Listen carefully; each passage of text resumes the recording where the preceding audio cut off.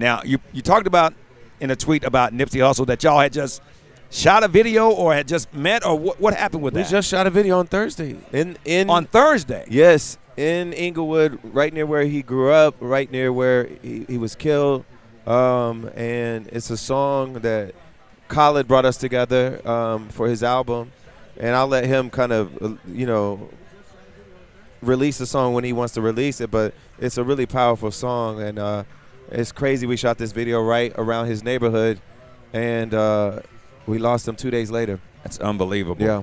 I mean, and the reaction from people on social media, I haven't seen anyone who had anything negative to say. It seems like everybody's interaction was very positive. Well, I think what was so impressive about him is he's a relatively new artist as a big star. Right. Even though he had been bubbling underground for a long time. But even from the very beginning, he's been giving back to his community. He's proud of his community, was reinvesting back into his community, building his own retail there, right. Investing in real estate there.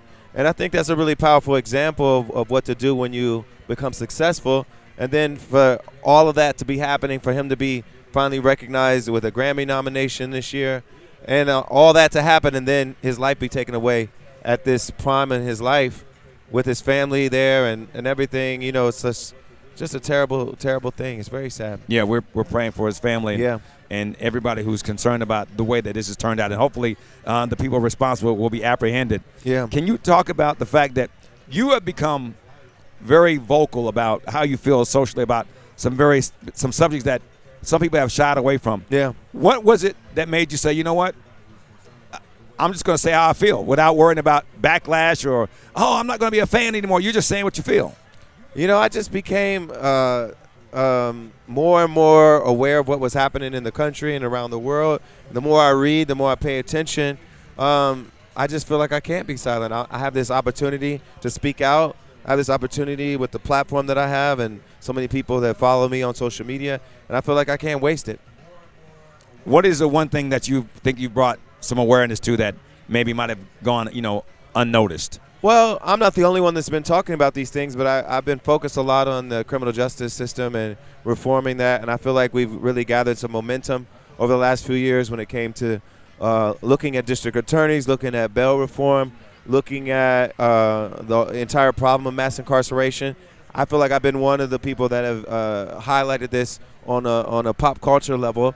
And I think it's been helpful to the conversation, and it's actually made things happen, helped bills pass, helped laws change, and I think it's been really important.